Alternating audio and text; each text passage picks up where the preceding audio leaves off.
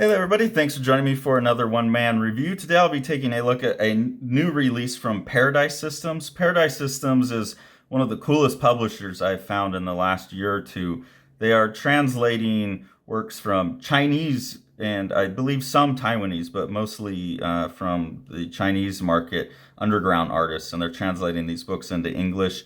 It's really a obvious labor of love for them. It's a hell of a thing just exposing that comics tradition to the rest of the world already, and then they take such care with the way that they make their books as well. They're some of the most beautifully designed books, and I really feel from the stuff that I've read, like some of the most exciting stuff in comics right now seems to be going on in China.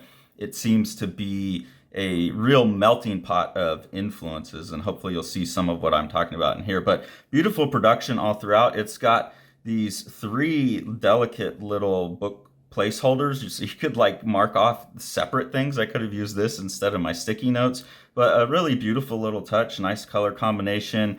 The title of the book is here both, I think, in the artist's handwriting, I'm assuming writing in Chinese, and then the English language is put in as a like embossing on it. And then you have, I believe this must be the artist's name down here in symbols as well, embossed. But the artist's name is Ganmu. This might be the artist's signature, actually, now that I'm looking on the side. I don't know. This might be where it says Murmur. But beautiful, you can see the beautiful printing on here. And then when you open it up, usually I'm not a big fan of dust covers, but this one is such a nice one. And the way it like overlaps the imagery here and kind of breaks that image down more line based, more shape based. I just think there's a lot of nice decisions being made. Really beautiful paper throughout, nice binding. It's a collection of So this is a collection of short stories by the artist Ganmu, and I just want to go through and show one spread from each one of them so you get a sense of the book. They're very kind of poetic, like dreamlike in a lot of places, but really delicate, beautiful art. There's a lot of places where it looks like it's a vector graphic or something, but in the back of the book, they explain that this is all hand done with watercolors.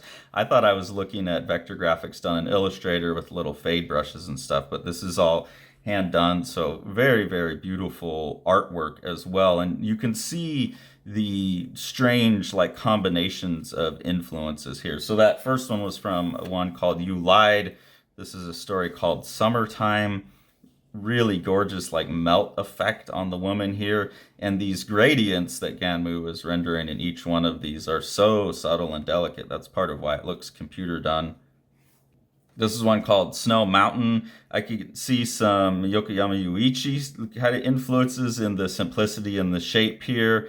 There's obvious some manga influence, but the cartooning style is really kind of its own thing.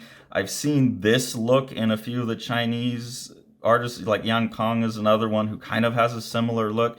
I just really don't know enough about the culture and the history there to understand where all the influences are coming from, but it seems to me that it's pulling from many different places. Like this seems like something I could buy from Fantagraphics just as easily as I could get from like Glacier Bay, who does small press manga stuff. So it's a really interesting cultural middle ground, it seems like. This is from a story called A Walk. Obviously, it's about someone taking a walk. Some really interesting imagery here. This person getting engulfed by this strange flower with all the pollen coming out.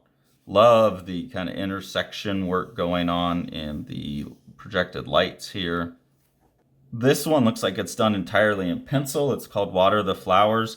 And you can see these big areas that are all rendered. And you can see still, it look probably on the camera, it looks smooth, but there's really been a lot of like rendering in a lot of different directions and a huge pile up of graphite on here to achieve what seems like an almost perfectly uniform value across the surface.